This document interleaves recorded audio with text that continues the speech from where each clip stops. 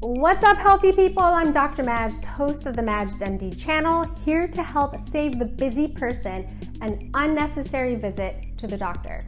Last episode, in light of Anthony Bourdain and Kate Spade's tragic suicide deaths, I reviewed the signs and symptoms of depression and how to tell if you're clinically depressed. Today, I'm going to review 5 of the most common myths about antidepressants so that you can make an informed decision when you see your doctor to discuss treatment. Myth number 1, antidepressants are addictive. This is definitely one of the greatest myths that I hear. First-line antidepressants such as the selective serotonin reuptake inhibitors or SSRIs such as Prozac, Zoloft, Celexa, Paxil, Lexapro, and a few other groups of drugs including Wellbutrin and Effexor, none of these medications are addictive. You can stop them anytime you want after discussing with your doctor, of course. Although, your symptoms may return. Myth number 2, antidepressants cause weight gain. Sure, there are a few that have a greater tendency for weight gain in some people, like Paxil, but most people don't gain weight with antidepressants, and if they do, it's usually minimal. Some people may even lose weight, especially with one in particular called Wellbutrin. Now, it's important to note, however, that some patients have revved up appetites simply from the depression itself, as I reviewed last week. Or they may have diminished appetite from the depression on the other hand, and when initiating treatment, their appetite improves and then they may gain weight. So it's hard to sometimes delineate, is it the medication or is it the condition itself? Myth number 3, that antidepressants will turn me into a zombie.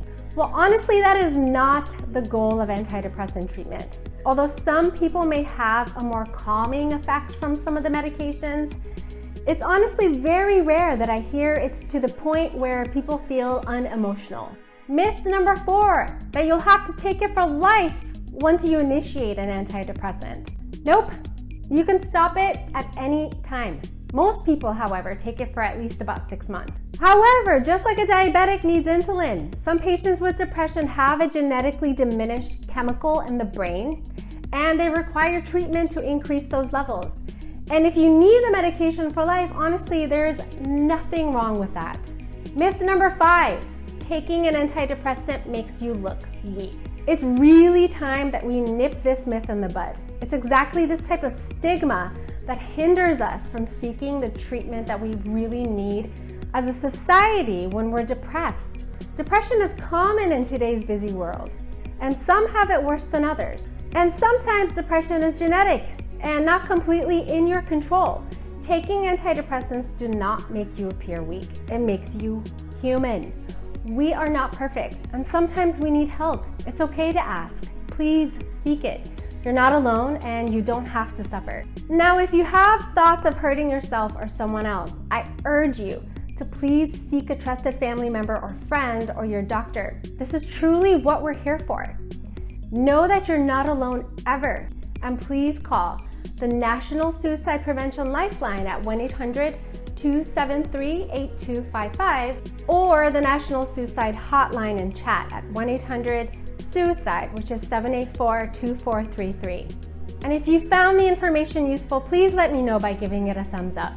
And don't forget to hit that subscribe button down here and also that notification bell that's next to it in order to learn more useful, actionable health tips for the busy person who can't always make it to the doctor's office. I'll also place a link to my social media channels in the description for this video below. Please note, all content presented is for informational purposes only. It's not specific medical advice for anyone, and you should always seek a licensed physician in your area regarding all health-related concerns. Well, thanks for tuning in. Stay healthy, and I'll catch you next time.